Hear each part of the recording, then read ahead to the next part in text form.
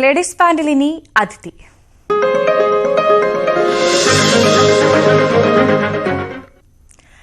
Manappuram miss queen Kerala മത്സരത്തിൽ കിരീടം ചൂടിയ സുന്ദരിമാരാണ് ഇന്ന് ലേഡീസ് പാൻഡിൽ അതിഥികളായി ചേരുന്നത്.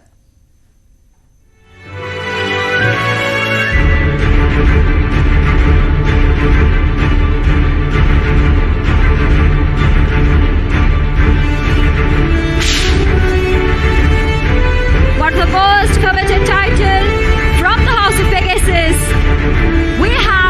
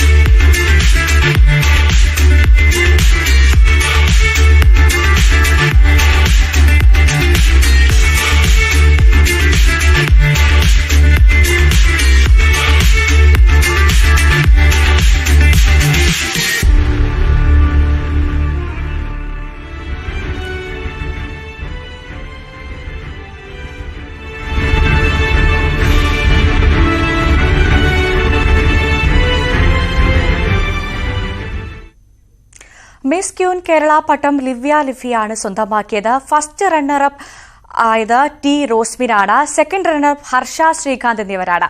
ഇതിൽ റോസ്മിനും ഹർഷയുമാണ് ഇന്ന് അതിഥികളായി ഞങ്ങൾക്കൊപ്പം ചേരുന്നത്. സ്വാഗതം ഇരുവർക്കും ലേഡീസ് ബാൻഡിലേക്ക്. എന്തായാലും ഇങ്ങനെ ഒരുപാട് നേട്ടങ്ങൾ, പ്രത്യേകിച്ചും അഭിമാനകരമായ നേട്ടങ്ങൾ സ്വന്തമാക്കുന്ന വനിതകളെ, ഒപ്പം മറ്റുള്ളവർക്ക് പ്രചോദനമാകുന്ന വനിതകളെ എല്ലാവരെയും ഞങ്ങൾ ലേഡീസ് ബാൻഡിലേക്ക് ക്ഷണിക്കാറുണ്ട്. അവരുടെ വിശേഷങ്ങളൊക്കെ പങ്കുവയ്ക്കാറുണ്ട്. ഇന്നെന്തായാലും ഞങ്ങൾക്കൊപ്പം അതിഥികളായി ചേർന്നതിന് വളരെയധികം സന്തോഷം. ആദ്യം തന്നെ പങ്കുവയ്ക്കട്ടെ, വളരെയധികം അഭിമാനം തോന്നുന്നുണ്ട്. രണ്ടുപേരോടുമാണ് ആദ്യത്തെ ചോദ്യം. എങ്ങനെയുണ്ടായിരുന്നു ആ ഒരു വിജയ കിരീടം തലയിൽ അണിഞ്ഞ സമയത്തുള്ള ഒരു അനുഭവം? ആദ്യം തന്നെ ഫസ്റ്റ് റണ്ണറപ്പ് അയാളെന്നെ പറയട്ടെ. ആക്ച്വലി ഭയങ്കര ഹാപ്പി ആയിരുന്നു. കാരണം അവിടെ നിൽക്കുന്ന ഒരാൾക്കും പ്രെഡിക്റ്റ് ചെയ്യാൻ പറ്റാത്ത രീതിയിലുള്ള കോമ്പറ്റീഷൻ ആയിരുന്നു.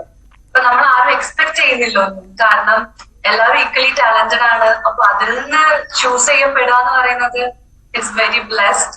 ഭയങ്കര ഹാപ്പി ആയിരുന്നു. ഹർഷയുടെ ഒരു അനുഭവം എന്തായിരുന്നു? ആ ഒരു സമയത്ത്, ആ ഒരു നിമിഷത്ത് എന്തായിരുന്നു ഹർഷയ്ക്ക് തോന്നിയത്? എന്താണ്?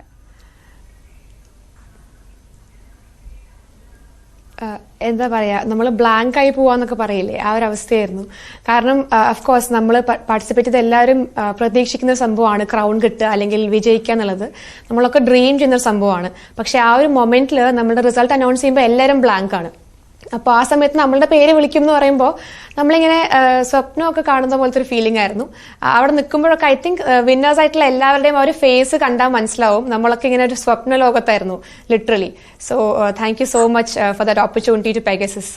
എപ്പോഴെങ്കിലും പ്രതീക്ഷിച്ചിരുന്നോ ഇങ്ങനെ എന്തായാലും ഈ വിജയ കിരീടം എന്റെ തലയിൽ തന്നെ, എന്റെ നിറകിൽ തന്നെ വരുമെന്നുള്ളൊരു പ്രതീക്ഷയുണ്ടായിരുന്നു, അല്ലെങ്കിൽ ആഗ്രഹിച്ചിരുന്നോ ആത്മാർത്ഥമായിട്ട്?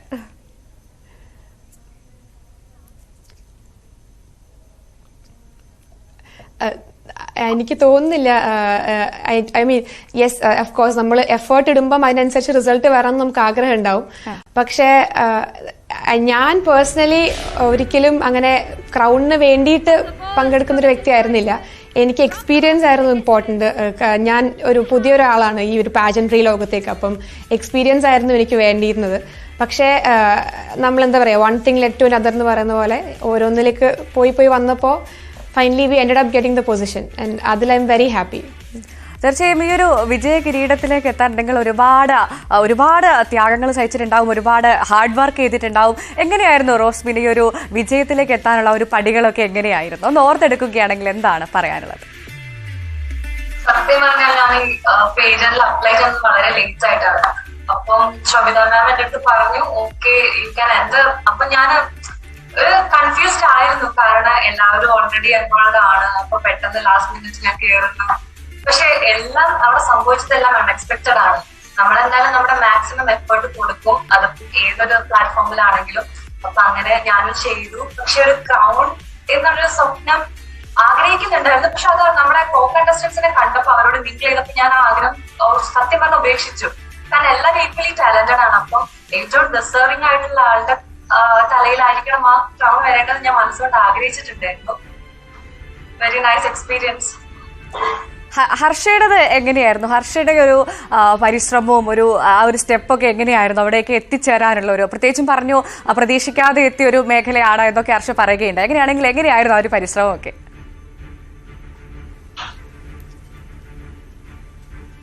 പരിശ്രമം എന്ന് പറയുകയാണെങ്കിൽ ഐ തിങ്ക് ഞാൻ കോളേജിൽ പഠിച്ചപ്പോൾ തന്നെ ഫാഷൻ ക്ലബിൽ ഉണ്ടായിരുന്നു. അപ്പം അതുവഴി കിട്ടിയ ഒരുപാട് ട്രെയിനിങ് എന്നെ ഹെൽപ്പ് ചെയ്തിട്ടുണ്ട്. അപ്പാർട്ട് ഫ്രം ദാറ്റ് ഞാൻ നേരത്തെ പറഞ്ഞ പോലെ പാജൻട്രിക്ക് വേണ്ടിയിട്ട് പ്രിപ്പറേഷൻസ് ഒന്നും ഇനീഷ്യലി ഒന്നും ചെയ്തിട്ടുണ്ടായിരുന്നില്ല. പിന്നെ ഇതുപോലെ തന്നെ വളരെ അപ്രതീക്ഷിതമായിട്ട് വേറൊരു പാജന്റിൽ പങ്കെടുക്കാനും ജയിക്കാനും ഒരവസരം കിട്ടി. അപ്പോൾ അന്ന് തൊട്ടാണ് ഞാൻ ഇങ്ങനെ ടേണിംഗ് പോയിന്റ് എന്നൊക്കെ പറയുന്ന പോലെ ഓക്കെ എന്തുകൊണ്ട് നോക്കിക്കൂടാ സീരിയസ് ആയിട്ടെന്ന് തോന്നിയത് അന്നാണ്. പിന്നീട് ഇപ്പം മിസ് ക്വീൻ കേരളയ്ക്ക് ഫൈനലിസ്റ്റിന്റെ അനൗൺസ്മെന്റിൽ വന്നപ്പോൾ എൻ്റെ പേര് വന്നപ്പോൾ ഓക്കെ ഇങ്ങനെ എന്നെ തിരഞ്ഞെടുത്തിട്ടുണ്ടെങ്കിൽ maybe there something okay ഞാൻ എന്തെങ്കിലും വർക്ക് ചെയ്യണം. അപ്പോൾ അന്ന് തൊട്ട് ഡെഫിനറ്റ്ലി വർക്ക് ചെയ്തിട്ടുണ്ട്. നമ്മളുടെ റാമ്പ് വാക്കിലാണെങ്കിലും അല്ലെങ്കിൽ സംസാരിക്കുന്നതിലാണെങ്കിലും ക്വസ്റ്റ്യൻ ആൻസേഴ്സിലാണെങ്കിലും ഒക്കെ ഒരുപാട് വർക്ക് ചെയ്തിട്ടുണ്ട്. കാരണം നമ്മൾ പലപ്പോഴും വിചാരിക്കും ഓക്കെ എന്താണ് മോഡലിംഗ് അല്ലെങ്കിൽ ഇപ്പോൾ ഫാഷൻ ഷോ എന്ന് പറഞ്ഞാൽ എന്താണ്, കുറച്ച് ഡ്രസ്സ് ഇടുന്നു, നടക്കുന്നു, ചിരിക്കുന്നു, ഇത്രയല്ലേ ഉള്ളൂ എന്ന് വിചാരിക്കും. പക്ഷേ എപ്പോഴെങ്കിലും അതിന്റെ എന്തെങ്കിലും ഒരു ഭാഗമായിട്ടുണ്ടെങ്കിൽ നമുക്ക് മനസ്സിലാകും എന്തുമാത്രം എഫേർട്ടാണ് അതിന്റെ പുറകിൽ പോകുന്നത് എന്നുള്ളത്. നമുക്ക് വളരെ ടഫായിട്ടുള്ള ക്വസ്റ്റ്യൻസ് ആണ് നമുക്ക് കിട്ടുന്നത്. സോ അതൊക്കെ എങ്ങനെ സ്പോട്ടിൽ ആൻസർ ചെയ്യാൻ പറ്റും, അല്ലെങ്കിൽ എങ്ങനെ ക്രൗഡിനെ ഫേസ് ചെയ്യണം, എന്തൊക്കെ തരത്തിലുള്ള ഉത്തരങ്ങൾ കൊടുക്കണം, നമ്മൾ ഹൗ ടു ബി ഗ്രേസ്ഫുൾ, ഇതൊക്കെ ഒരുപാട് പഠിക്കാനുണ്ടായിരുന്നു. അപ്പോൾ അതൊക്കെ ഡെഫിനറ്റ്ലി ഫൈനലിസ്റ്റിൽ വന്നപ്പോൾ തന്നെ നമ്മൾ ട്രെയിനിങ് സ്റ്റാർട്ട് ചെയ്തിരുന്നു. പിന്നെ ഡെഫിനറ്റ്ലി ഗ്രൂമിംഗ് ഒരുപാട് ഹെൽപ്പ് ചെയ്തിട്ടുണ്ടായിരുന്നു. തീർച്ചയായും ഹർഷ പറഞ്ഞതുപോലെ തന്നെയാണ്. റോസ്മിൻ, ഞാൻ ലോസ്മിനിലേക്ക് വരികയാണെങ്കിൽ ഹർഷ പറഞ്ഞതുപോലെ തന്നെ എല്ലാവരുടെയും പൊതുവെ ഒരു സമൂഹത്തിന്റെ ഒരു വിചാരമുണ്ട്. അതായത് ഈ പ്രത്യേകിച്ച് ഈ മോഡലിംഗ് എന്നൊക്കെ പറയുന്നത് കുറെ കാണാൻ കൊള്ളാവുന്ന സുന്ദരികളായ പെൺകുട്ടികളാണെങ്കിൽ അവർക്ക് വിജയിക്കാൻ സാധിക്കും, അത് മാത്രമുള്ളൊരു കാഴ്ചപ്പാടാണ് പൊതുവെ സമൂഹത്തിന് ഉണ്ടാവുക. പക്ഷേ ഇപ്പോൾ ഹർഷ പറഞ്ഞതുപോലെ തന്നെ ഒരുപാട് വലിയ അറിവ്, അതോടൊപ്പം തന്നെ നിങ്ങളുടെ വസ്ത്രം തുടങ്ങി ഒരുപാട് കാര്യങ്ങളുണ്ട് ഈ ഒരു മേഖലയിൽ, പ്രത്യേകിച്ചും വിജയ കിരീടത്തിലേക്ക് എത്തുക എന്നൊക്കെ പറഞ്ഞാൽ. അപ്പോൾ എങ്ങനെയായിരുന്നു? പ്രത്യേകിച്ചും ഞാൻ നല്ല കുറെ സുന്ദരികളായ കുട്ടികൾ പ്രത്യേകിച്ചും നല്ല വെള്ള വസ്ത്രമൊക്കെ ധരിച്ചു നിൽക്കുക. എങ്ങനെ നിങ്ങളുടെ വസ്ത്രം ഒക്കെ എങ്ങനെയായിരുന്നു? എങ്ങനെയാണ് ആ കളറിലേക്ക് എത്തിയത്? അതിന് പിന്നിലൊക്കെ എന്തൊക്കെയാണ് കാര്യങ്ങൾ? റോസ്മി. നമുക്ക് ഓൾറെഡി അവര് ക്രൈറ്റീരിയാസ് തന്നിട്ടുണ്ടായിരുന്നു. നമ്മുടെ ഫസ്റ്റ് റൗണ്ട് വരുന്നത് യെല്ലോ കളർ എത്നിക് വെയർ ആയിരുന്നു. അപ്പം ഓൾമോസ്റ്റ് എല്ലാവരും ലെഹങ്ക, ഗൗൺ, സാരി ഇതൊക്കെ ചൂസ് ചെയ്തു. പിന്നെ സെക്കൻഡ് റൗണ്ടിൽ നമുക്ക് സ്പെസിഫിക്കേഷൻ തന്നത് ഒരു ബ്ലാക്ക് കോക്ടെയിൽ ആയിരുന്നു. Third round white gown. ഇത്രയും കാര്യങ്ങൾ അവര് റെഫറൻസ് ഓൾറെഡി തന്നിട്ടുണ്ടായിരുന്നു. പിന്നെ അതെല്ലാം അറേഞ്ച് ചെയ്യാന്നുള്ളത് നമുക്ക് വലിയൊരു ഡ്യൂട്ടി ആയിരുന്നു. അപ്പൊ എല്ലാവരും അത് ചെയ്തു. ഓൺ സ്റ്റേജിൽ എല്ലാവരും വെരി ബ്യൂട്ടിഫുൾ. നമുക്ക് തന്നെ ഭയങ്കരമായിട്ട് നമ്മള് സ്റ്റോക്ക് ചെയ്യും എല്ലാവരെയും. അത്രയും ഭംഗിയിലാണ് എല്ലാവരും ഫിലിം ചെയ്ത് വന്നത്. യെസ് റോസ്മിൻ, ഹർഷ, ഞാൻ നിങ്ങളിലേക്ക് തിരികെ വരാം. ഇപ്പോൾ ആ ഒരു മത്സരത്തിന്റെ അവസാന ദിവസത്തിന്റെ കുറച്ച് ദൃശ്യങ്ങൾ കൂടി പ്രേക്ഷകർക്ക് കാണാൻ ആഗ്രഹമുണ്ടാകും.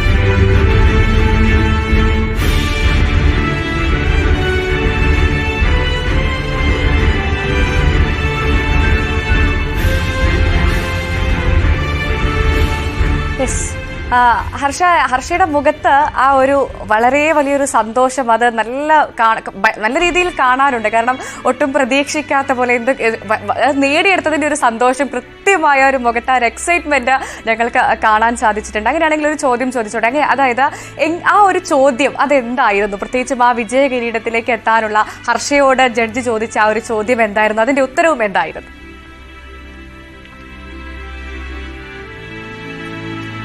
വിജയ കിരീടത്തിലേക്ക് എത്താൻ ചോദിച്ച ചോദ്യം എന്നുള്ളത് ഒരു ഡെഫിനറ്റ് ഒരു ചോദ്യമായിരിക്കില്ല. ബിക്കോസ് എൻ്റെ Q&A റൗണ്ടിൽ ഉണ്ടായിരുന്ന ചോദ്യം ഏതാണ് എനിക്ക് ഏറ്റവും എന്താ പറയുക ഡിഫറെന്റ് ആയിട്ടുള്ളൊരു ഹോബി അല്ലെങ്കിൽ എൻ്റെ ഒരു ടാലന്റ് ഓർ സ്കിൽ എന്തായിരുന്നു എന്നുള്ളതായിരുന്നു. പക്ഷേ അതാണോ എന്നെ വിജയത്തിലേക്ക് എത്തിച്ചത് എന്ന് എനിക്കറിയില്ല. ബിക്കോസ് എനിക്ക് തോന്നുന്നത് ഈ ഒരു പാജൻട്രി എന്ന് പറയുന്ന ഒരു സംഭവത്തിൽ നമുക്ക് എവിടെയാണ് നമ്മളെ അവർ നോട്ടീസ് ചെയ്യുക, അല്ലെങ്കിൽ നമ്മുടെ വാക്കിലാണോ, നമ്മളുടെ ചിരിയിലാണോ, നമ്മളുടെ പ്രസൻസിലാണോ, അല്ലെങ്കിൽ നമ്മളുടെ ഗ്രേസിലാണോ, ഉത്തരത്തിലാണോ, ഒന്നും നമുക്കറിയില്ല. അപ്പം അതുകൊണ്ട് തന്നെയാണ് നമ്മൾ constantly you should be present on stage. നമ്മൾ ഫുൾ ടൈം സ്മൈലിംഗ് ആയിരിക്കും, ഫുൾ ടൈം ആ ഒരു പ്രസൻസ് ഉണ്ടാകും. നമ്മൾ ഏത് ചോദ്യത്തിനും ഉത്തരം പറയാൻ കേപ്പബിൾ ആയിരിക്കണം. ഈവൻ പെൻഡിങ് ഡൗൺ ഉണ്ടായിരുന്നു, നമുക്ക് എഴുതണം, ഒരു ക്വസ്റ്റ്യൻ ചോദിച്ചിട്ട് നമ്മൾ എഴുതണം ഉത്തരം. സോ റൈറ്റിങ്ങിൽ നല്ലോണം സ്പീഡ് ഉണ്ടാവണം. സോ ഓരോ മേഖലയിലും എല്ലാവരും ഒന്നിനൊന്ന് മെച്ചമായിട്ട് നിൽക്കുമ്പോഴാണ് ഒരു കോമ്പറ്റീഷൻ ആവുന്നത്. സോ ഐ തിങ്ക് അതിനകത്ത് നിന്ന് എവിടെ നിന്നാണ് നമ്മളെ 3 പേരെയും അവർ ക്യാച്ച് ചെയ്തെന്ന് എനിക്ക് അറിയില്ല. പക്ഷെ എൻ്റെ ചോദ്യം എന്തായിരുന്നു ഏറ്റവും ഡിഫറെന്റ് ആയിട്ടുള്ളൊരു ഹോബി അല്ലെങ്കിൽ ടാലന്റ് എന്നുള്ളതായിരുന്നു. ആൻഡ് എൻ്റെ ഉത്തരം എനിക്ക് ബീങ് അറൌണ്ട് പീപ്പിൾ, അല്ലെങ്കിൽ ആൾക്കാരുമായിട്ട് മിങ്കിൾ ചെയ്യുക, ആൾക്കാരുമായിട്ട് കണക്ഷൻ ഉണ്ടാക്കുക എന്നുള്ളതായിരുന്നു ഇപ്പോഴും എനിക്ക് അത് തന്നെയാണ് എനിക്ക് ഏറ്റവും ഇഷ്ടപ്പെട്ട ഹോബി. അതാണ് അതിനെ എക്സ്പ്ലെയിൻ ചെയ്യുക ചെയ്തത് ഞാൻ. സോ യാ, അതെന്തായാലും ആ ഉത്തരം ആത്മവിശ്വാസത്തോടെ നല്ല കോൺഫിഡന്റ് ആയിട്ട് തന്നെ പറഞ്ഞു അല്ലേ?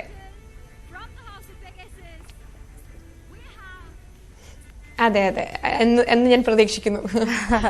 ഓക്കെ, അപ്പൊ വീണ്ടും റോസ്മിനിലേക്ക് പോവുകയാണെങ്കിൽ ഇതേ ചോദ്യം ഞാൻ ആവർത്തിക്കുകയാണ്. എന്തായിരുന്നു റോസ്മിൻ ആ ഒരു ഫസ്റ്റ് റണ്ണറപ്പിന്റെ ആ ഒരു കിരീടം റോസ്മിന്റെ തലയിലേക്ക് എത്താനുള്ള ഒരു ചോദ്യം എന്തായിരുന്നു? അതിന്റെ ഉത്തരം എന്തായിരുന്നു? ഹർഷ പറഞ്ഞതുപോലെ തന്നെ എനിക്കും എവിടെയാണ് എനിക്ക് കൂടുതൽ മാർക്ക് വന്നത് സത്യം പറഞ്ഞാൽ അറിയില്ല. കാരണം എനിക്ക് ചെയ്യാൻ പറ്റുന്നത് എന്താ വെച്ചാൽ സ്റ്റേജിലുള്ളപ്പോൾ പ്രസൻസ് ഓഫ് മൈൻഡ് അത് കീപ്പ് ചെയ്യുക, പിന്നെ എപ്പോഴും ചിരിക്കുക. ആ ഒരു കാര്യം ഞാൻ മാക്സിമം കോൺസെൻട്രേറ്റ് ചെയ്തിട്ടുണ്ടായിരുന്നു. പിന്നെ എന്റെ ക്വസ്റ്റ്യൻ ആൻസർ റൗണ്ടിൽ ചോദിച്ചത് if you have so many resources what will you do to our society. ഞാൻ കൊടുത്ത answer I need to educate childrens. അതായിരുന്നു അത് ഡീറ്റെയിൽ ആയിട്ട് പറയായിരുന്നു ചെയ്തത്. പിന്നെ ഇതുപോലെ തന്നെ ക്രൗൺ എന്റെ തലയിൽ വരാൻ എന്താണ് റീസൺ എന്ന് ചോദിച്ചാൽ എനിക്കും അറിയില്ല. അത് ജഡ്ജസിന് മാത്രം അറിയാവുന്ന കാര്യമാണ്. ഇപ്പം റോസ്മിൻ പറഞ്ഞു എപ്പോഴും ചിരിക്കാൻ ഞാൻ ശ്രദ്ധിക്കാറുണ്ടായിരുന്നു. യഥാർത്ഥത്തിലും ജീവിതത്തിൽ അങ്ങനെ തന്നെയാണ്? എപ്പോഴും ചിരിച്ചുകൊണ്ടിരിക്കുന്ന ആളാണോ റോസ്മിൻ, അല്ലെങ്കിൽ ഈ ഒരു മത്സരത്തിന് വേണ്ടി മാത്രം ചിരി പഠിച്ച ഒരാളാണ്? അല്ല, ഞാൻ എപ്പോഴും പൊതുവെ ചിരിക്കാറുണ്ട്. പിന്നെ ചില സിറ്റുവേഷൻസ് ചിരിക്കാൻ പറ്റാത്ത സിറ്റുവേഷൻസ് വരുമ്പോൾ മാത്രമേ ഞാൻ ചിരി മുഖത്ത് ഒഴിവാക്കാറുള്ളൂ, അല്ലെങ്കിൽ ത്രൂ ഔട്ട് സ്മൈൽ ഫേസ് ആയിരിക്കും. ഓക്കെ, എങ്ങനെയായിരുന്നു ഈ ഒരു പ്രത്യേകിച്ചും ഈ ഒരു മേഖല, ഈ ഒരു മോഡലിംഗ് തിരഞ്ഞെടുക്കണമെന്ന് തോന്നാറുണ്ടായ ഒരു കാരണം എന്താണ്? അല്ലെങ്കിൽ എങ്ങനെയാണ് ഈ ഒരു മേഖലയിലേക്ക് എത്തിപ്പെട്ടത് റോസ്മി? ഞാൻ ചെറിയ കുട്ടിയാവുമ്പളെ എനിക്ക് ഭയങ്കര ഒരു ക്രേസ് ആയിരുന്നു നമ്മുടെ ഓഡിയൻസ് കാണുമ്പോൾ, മാഗസീൻസിൽ പിക്ചേഴ്സ് വരുമ്പോൾ. പക്ഷേ അതൊക്കെ എനിക്ക് ഫുൾഫിൽ ചെയ്യാൻ പറ്റുന്ന ഒരു കോൺഫിഡൻസ് എനിക്ക് ആ കാലത്ത് ഉണ്ടായിരുന്നില്ല. കൂടുതൽ ഞാൻ സ്റ്റഡി ഓറിയന്റഡ് ആയിട്ടായിരുന്നു എന്റെ life. 10th full A+, +2 full A+, career, job, അങ്ങനെ ഒരു വെൽ പ്ലാൻഡ് ആയിട്ടാണ് ഞാൻ മൂവ് ചെയ്തുകൊണ്ടിരുന്നത്. എന്റെ ഡിഗ്രി കഴിഞ്ഞപ്പോഴാണ് നമ്മുടെ കൊറോണ വന്ന ഒരു ടൈമില്, ആ സീസണിലാണ് ഞാൻ മോഡലിംഗിലേക്ക് വരുന്നത്. അപ്പം എനിക്കെന്തോ yes I am doing something for myself, അങ്ങനെ ഒരു ഫീൽ എനിക്ക് അപ്പോഴാണ് കിട്ടുന്നത്. പിന്നെ മിസ് മലബാർ 2022 ടൈറ്റിൽ വിന്നർ ആയിരുന്നു ഞാൻ. പിന്നെ മിസ് ടാലന്റഡ് സബ് ടൈറ്റിൽസും കിട്ടിയിട്ടുണ്ടായിരുന്നു. അപ്പം ആ ഒരു ഷോയ്ക്കൊക്കെ ശേഷം എനിക്ക് ഒരുപാട് കോൺഫിഡൻസ് കിട്ടി. കാരണം ഇത്രയും കാലം ഒരു നോർമൽ സ്റ്റുഡന്റ്, ഒരു വീട്ടിലൊരു നല്ല അടക്കം ഒതുക്കമുള്ള ഒരു കുട്ടി, അത്രയും ഒരു ലെവലായിരുന്നുള്ളത്. പെട്ടെന്നാണ് എനിക്ക് okay I need to do something for the society. അപ്പൊ എനിക്ക് അതിനുള്ള ഒരു ഓപ്പർച്യൂണിറ്റീസ് കിട്ടുന്നുണ്ട് എന്നൊരു റെക്കഗ്നീഷൻ എനിക്ക് തന്നെ കിട്ടി. And this was my journey. ഈ നമ്മൾ ഈ ചെറുതും വലുതുമായ, പ്രത്യേകിച്ച് നമ്മൾ ഇഷ്ടപ്പെടുന്ന മേഖലയിലെ ചെറുതും വലുതുമായ നേട്ടങ്ങളൊക്കെ നമ്മളെ സംബന്ധിച്ച് അത് വലിയ നേട്ടങ്ങൾ തന്നെയായിരിക്കും. അങ്ങനെയാണെങ്കിൽ ഹർഷയുടെ ഇതിനു മുൻപുണ്ടായിരുന്ന ഈ മേഖലയിലെ നേട്ടങ്ങൾ, അത് ചെറുതായിക്കോട്ടെ വലുതായിക്കോട്ടെ, അതൊക്കെ അറിയാൻ നമ്മുടെ പ്രേക്ഷകർക്ക് താല്പര്യമുണ്ടാവും. എന്തൊക്കെയായിരുന്നു അത്? എങ്ങനെയായിരുന്നു? ഓക്കെ, ഞാൻ പറഞ്ഞിരുന്നു കോളേജ് പഠിക്കുന്ന സമയത്ത് ഞാൻ സീക്രട്ട് ആർട്സ് കോളേജിലാണ് പഠിച്ചത്. അപ്പോൾ അവിടുത്തെ ഫാഷൻ ക്ലബിൽ നിന്ന് ഒരുപാട് കോമ്പറ്റീഷൻസിന് പോയിട്ടുണ്ടായിരുന്നു. ഒരുപാട് നാഷണൽ ലെവൽ കോമ്പറ്റീഷൻസും അതുപോലെ തന്നെ കോളേജിയറ്റ് ലെവലിലുള്ളതും ആയിട്ടുള്ള ഫാഷൻ ഷോസിലൊക്കെ പ്രൈസസ് കിട്ടിയിട്ടുണ്ടായിരുന്നു. അതൊക്കെയാണ് എന്നെ മോട്ടിവേറ്റ് ചെയ്തത്. പിന്നീട് ഞാൻ നേരത്തെ പറഞ്ഞ പോലെ നമ്മളുടെ ലുലുവിൻ്റെ തന്നെ ബ്യൂട്ടി പാഷൻ്റ് ആയിട്ടുള്ള ബ്യൂട്ടി ക്വീൻ എന്ന് പറഞ്ഞ ടൈറ്റിൽ ഉണ്ടായിരുന്നു. 2022 എനിക്ക് ആ ടൈറ്റിൽ കിട്ടി. അപ്പോൾ അതും പിന്നെ സബ് ടൈറ്റിൽസും കിട്ടിയപ്പോൾ അന്നും റോസ്മിൻ നേരത്തെ പറഞ്ഞ പോലെ തന്നെ അന്നാണ് നമ്മളിങ്ങനെ ഓക്കെ ഡെയിലി റുട്ടീനിൽ നമ്മൾ എന്തൊക്കെയോ മാറി ചെയ്തു, എന്തൊക്കെയോ മാറി റിസൾട്ട് കിട്ടി. അപ്പം മേ ബി ഇതിനായിരിക്കും ഞാൻ കൂടുതൽ ഫോക്കസ് കൊടുക്കേണ്ടത് എന്ന് ചിന്തിച്ചത് അന്നായിരുന്നു. അപ്പോൾ അത് ഇതുപോലെ തന്നെ വളരെ അപ്രതീക്ഷിതമായിട്ട് അപ്ലൈ ചെയ്തു, ഓഡിഷൻസിലെല്ലാം സെലക്ട് ആയി, അങ്ങനെ കിട്ടിയൊരു സംഭവമാണ്. അതുപോലെ തന്നെ ഷീമാട്ടിയുടെ young face of the year 2023 20 participants ആയിരുന്നു, 20 വിന്നേഴ്സ് ആയിരുന്നു ഉണ്ടായിരുന്നത്. അതിലൊരു വിന്നറായി. സോ ഇങ്ങനത്തെ ഒക്കെ ഇതൊക്കെ ഒരു സൈൻ ആണെന്ന് ഞാൻ പറയുക. അതായത് നമുക്ക് ഏത് പാത്താണ് ചൂസ് ചെയ്യേണ്ടതെന്ന് കാണിച്ചു തരിക ചെയ്യുന്നത്. സോ ഐ തിങ്ക് അവിടെയൊക്കെയാണ് I decided okay maybe I should go for pageantry, അല്ലെങ്കിൽ maybe I should focus on fashion എന്ന് എനിക്ക് ഫീൽ ചെയ്തത്. സോ അതൊക്കെയായിരുന്നു എൻ്റെ റീസെന്റ് അച്ചീവ്മെന്റ്സ്. ഓക്കെ റോസ്മിൻ, അതായത് ഈ മിസ് ക്യൂൻ ആയവരോട് ഏറ്റവും പ്രധാനമായി ചോദിക്കേണ്ട ഒരു ചോദ്യമാണ് ഈ സിനിമയിലേക്കുള്ള വരവ് അതെങ്ങനെയാണ്, അല്ലെങ്കിൽ ഇതിനു മുൻപ് സിനിമയിലേക്കുള്ള ക്ഷണം ലഭിച്ചിട്ടുണ്ടോ? എന്നാണ് ഞങ്ങൾ മലയാളികൾക്ക് 2 യുവസുന്ദരിമാരായ നായികമാരെ മലയാള സിനിമയ്ക്ക് കിട്ടുക? ഉടൻ പ്രതീക്ഷിക്കാവോ?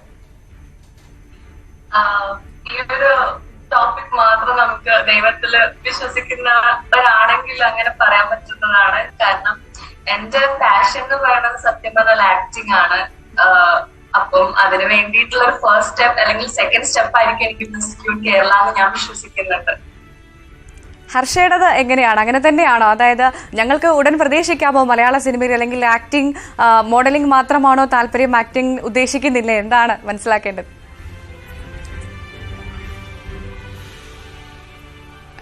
എന്താണ് ലൈഫ് നമുക്ക് വേണ്ടി കാത്തു വെച്ചിരിക്കുന്നതെന്ന് എനിക്കറിയില്ല. പക്ഷേ ആസ് എ പേഴ്സൺ ഞാൻ കൂടുതലും മോഡലിംഗിൽ ഇൻട്രസ്റ്റ് ഉള്ള ഒരാളാണ്. പ്രിന്റ് മോഡലിംഗ് ആയിക്കോട്ടെ, റാം ഷോസ് ആയിക്കോട്ടെ, അതിലാണ് കുറച്ചും കൂടി എനിക്ക് ഇൻട്രസ്റ്റ് ഉള്ളത്. ആക്ടിങ് ഞാൻ കൊമേഴ്ഷ്യൽസ്, TV കൊമേഴ്ഷ്യൽസ് ചെയ്യാറുണ്ട്. അപ്പോൾ അത് യെസ്. പക്ഷേ സിനിമ എന്ന് പറയുന്നൊരു സംഭവം ഇതുവരെ അങ്ങോട്ട് നോക്കിയിട്ടില്ല ഇതുവരെ. സോ അതാണ് ഞാൻ കൂടുതലും മോസ്റ്റ്ലി ഇൻ ടു മോഡലിംഗ്. അതായത് അങ്ങനെയാണെങ്കിൽ ഏറ്റവും കൂടുതൽ സപ്പോർട്ട് ചെയ്യുന്നത് സ്വാഭാവികമായിട്ടും ഫാമിലി തന്നെ ആയിരിക്കും അല്ലെ, രണ്ടുപേരെയും?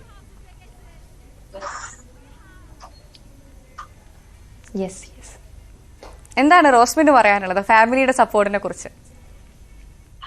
ഫാമിലി ആസ് യൂഷ്വൽ എല്ലാവരും ഈ ഫാഷൻ ഫീൽഡിലേക്ക് വരുമ്പോൾ ഫസ്റ്റ് ഒരുപാട് ഇൻഹിബിഷൻസ് ഒക്കെ ഉണ്ടായിരുന്നു. ചെയ്യണ്ട, പഠിക്കൂ എന്നൊക്കെ പറഞ്ഞിട്ടുണ്ടായിരുന്നു. പക്ഷെ നമ്മൾ ആ ഫീൽഡിൽ ഓക്കെ ആണ്, we can do something അവർക്ക് കാണിച്ചു കൊടുത്തപ്പോ they have that trust now. അപ്പൊ ഇപ്പൊ എല്ലാ കാര്യത്തിലും പോവാണെങ്കിൽ അച്ഛനായാലും അമ്മയായാലും എല്ലാവരും ഫുൾ സപ്പോർട്ടാണ്. പിന്നെ ഫ്രണ്ട്സ്, എവ്രിബഡി. തീർച്ചയായും ഹർഷയുടേതും അങ്ങനെ തന്നെയായിരിക്കും. കാരണം ഒരു കുടുംബത്തിന്റെ സപ്പോർട്ട് ഇല്ലാതെ ഒരിക്കലും നമ്മൾക്ക് ഇങ്ങനെ ഏറ്റവും വലിയ വിജയ കിരീടങ്ങളൊന്നും ചൂടാൻ സാധിക്കില്ല. അപ്പോൾ എന്തായാലും അത് ചോദിക്കേണ്ട ആവശ്യമില്ല എന്നാണ് കരുതുന്നത്. അങ്ങനെയാണെങ്കിൽ ഹർഷയോട് എനിക്കിനി ചോദിക്കാനുള്ളത്, ഈ ഒരു മേഖലയിൽ തന്നെ നിങ്ങൾ ഒരുപാട്, അതായത് മിസ് ഇന്ത്യ, മിസ് വേൾഡ് അങ്ങനെ പരന്നു കിടക്കുകയാണ്. നമുക്ക് വിജയ കിരീടങ്ങൾ ഇങ്ങനെ ഒരുപാട് ചൂടാനുണ്ട്. എന്താണ് ഭാവി പരിപാടികളൊക്കെ? ഇതുമായി മുന്നോട്ട് പോകാൻ തന്നെയാണോ? ഒരുപാട് എത്തിപ്പിടിക്കാനുണ്ട് അല്ലേ? തീർച്ചയായിട്ടും ഒരുപാട് എത്തിപ്പടിക്കാനുണ്ട്. മിസ് യൂണിവേഴ്സ് വരെയൊക്കെ എത്താൻ പറ്റട്ടെ എന്നുള്ളതാണ് എൻ്റെയും പ്രാർത്ഥന. അതിനേക്കാളും ഉപരി എനിക്ക് തോന്നുന്നത് ഒരുപാട് ആൾക്കാരെ ഓൺ ദ പ്രോസസ്, ആ ഒരു ജേർണിയിൽ ഒരുപാട് ആൾക്കാരെ ഇൻസ്പയർ ചെയ്യാൻ പറ്റുക എന്നുള്ളതാണ് എനിക്ക് ആഗ്രഹം.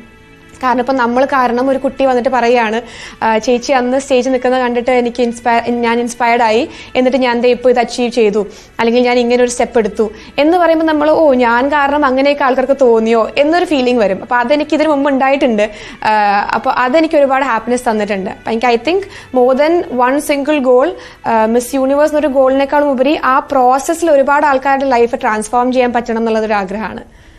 അതെ റോസ്മിൻ, അതായത് നമ്മുടെ ഈ ഒരു ലേഡീസ് ബാൻഡ് പ്രത്യേകിച്ചും ഏറ്റവും കൂടുതൽ കാണുന്നത് സ്ത്രീകൾ തന്നെയാണ്. കൂടുതലും സ്ത്രീകൾക്ക് വേണ്ടി തന്നെയുള്ള ഒരു പ്രോഗ്രാമാണിത്. അതുകൊണ്ട് തന്നെ ചോദിക്കട്ടെ, നിങ്ങളുടെ ഈ ഒരു പ്രത്യേകിച്ചും നിങ്ങൾ രണ്ടുപേരും ഇവിടെ 2 മോഡലുകൾ, 2 സുന്ദരികൾ വന്നിരിക്കുമ്പോൾ നമ്മുടെ ലേഡീസ് പ്രേക്ഷകർക്ക് കൂടുതലും അറിയേണ്ടത് നിങ്ങളുടെ ആരോഗ്യ കാര്യങ്ങളെക്കുറിച്ച്, അതായത് പ്രത്യേകിച്ചും നിങ്ങളുടെ എക്സസൈസ്, നിങ്ങളുടെ സൗന്ദര്യ സംരക്ഷണത്തിന് നിങ്ങൾ ചെയ്യുന്ന കാര്യങ്ങളൊക്കെ ആയിരിക്കും. അതൊന്ന് ചുരുക്കി പറയുകയാണെങ്കിൽ എങ്ങനെയാണ്? കുറെ പറയാനുണ്ടാകും അല്ലേ?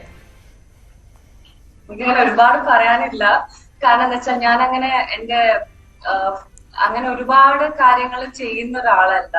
എനിക്ക് ചെറിയ കുറച്ച് മടികളൊക്കെ ഉണ്ട്, ഭയങ്കര ലേസിയാണ് ആ കാര്യത്തിൽ. പക്ഷെ എന്നാലും വർക്ക്ഔട്ട് ചെയ്യാന്നുള്ളത് ഞാൻ റെഗുലർ ആയിട്ട് കീപ്പ് ചെയ്യാറുണ്ട്. ഇടയ്ക്കൊക്കെ നമ്മൾ അതൊന്ന് ഒരു ഫ്ലോന്ന് വിട്ടു പോകുമ്പോൾ നമ്മൾ കുറച്ച് വെയിറ്റ് ഗെയിൻ ചെയ്യുമ്പോൾ നമുക്ക് തോന്നും, ഒന്ന് മിററിൽ നോക്കുമ്പോൾ okay I need to work out. അപ്പൊ ആ ഒരു സ്റ്റേജ് എത്തുമ്പോൾ തന്നെ ഞാൻ അങ്ങനെ മെയിൻറ്റെയിൻ ചെയ്ത് കൊണ്ടുപോകാൻ ശ്രമിക്കാറുണ്ട്. പിന്നെ ബ്യൂട്ടി കൂട്ടാൻ വേണ്ടിയിട്ട് പറയുമ്പം ഇപ്പം കുറച്ചു കാലമായിട്ട് നല്ലോണം മാക്സിമം വെള്ളം കുടിക്കാൻ ശ്രമിക്കാറുണ്ട്. അല്ലാതെ വേറെ എക്സ്ട്രാ ആയിട്ടൊന്നും ചെയ്യാറില്ല. ഇനി മേ ബി ഫ്യൂച്ചറിൽ ചിലപ്പോൾ ചെയ്യേണ്ടി വന്നേക്കാം. ഓക്കെ, ഇപ്പൊ ഞാൻ ഹർഷയോട് ചോദിച്ചതുപോലെ തന്നെ എന്താണ് ഇനി മിസ് ക്യൂൻ, മിസ് യൂണിവേഴ്സ് അങ്ങനെ ഒരുപാടുണ്ട്, ആ കടമ്പകളിലേക്കൊക്കെയുള്ള ശ്രമം തന്നെയാണോ ഇനി നടത്താൻ പോകുന്നത്? ശ്രമം എന്തായാലും ഉണ്ടാവും. അതിന്റെ കൂടെ തന്നെ എനിക്ക് ആക്ടിങ്, മൂവീസ് ഇതിലേക്ക് കുറച്ചുകൂടെ ഒരു ഫോക്കസ് ചെയ്യണം എന്നൊരു ആഗ്രഹമുണ്ട്. അപ്പം എല്ലാം നമുക്കിനി it's all depends on our luck and our effort. So ഞാൻ എഫേർട്ട് ഇടാൻ റെഡിയാണ്. ബാക്കിയെല്ലാം നമുക്ക് തീർച്ചയായും. അതെ, എന്തായാലും ഈ ഒരു മേഖലയിലേക്ക് കടന്നു വരാൻ ആഗ്രഹിക്കുന്ന എല്ലാ പെൺകുട്ടികൾക്കും വലിയൊരു മാതൃകയും സന്തോഷവും തന്നെയായിരിക്കും നിങ്ങൾ. പ്രത്യേകിച്ചും ഞങ്ങൾക്കൊപ്പം അതിഥികളായി എത്തിയതിന് വളരെയധികം സന്തോഷം. ഈ ഒരു അവസരത്തിൽ ഞങ്ങളോടൊപ്പം ചേർന്നതിന് വളരെയധികം നന്ദി. Thank you so much. Thank you. Thank you. Manappuram miss queen Kerala മത്സരത്തിൽ കിരീടം ചൂടിയ സുന്ദരിമാരാണ് ഇന്ന് ലേഡീസ് പാൻറിൽ നമുക്കൊപ്പം അതിഥികളായി എത്തിയത്. മിസ് ക്യൂൻ കേരള പട്ടം ലിവ്യ ലിഫിയായിരുന്നു സ്വന്തമാക്കിയത്. ഫസ്റ്റ് റണ്ണറപ്പ് ആയിരുന്ന ടി റോസ്മിനും സെക്കൻഡ് റണ്ണറപ്പ് ഹർഷ ശ്രീകാന്തുമായിരുന്നു ഇന്ന് നമുക്കൊപ്പം വിശേഷങ്ങൾ പങ്കുവച്ചത്.